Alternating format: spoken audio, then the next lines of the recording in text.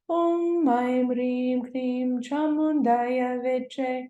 Om Aim Hrim Klim Chamundaya Viche. Om Aim Hrim Klim Chamundaya Viche. Om Aim Hrim Klim Chamundaya Viche. Om Aim Hrim Klim Chamundaya Viche.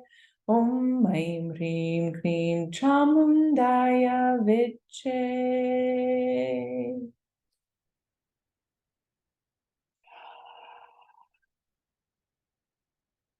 And sit in the wake, in the wake.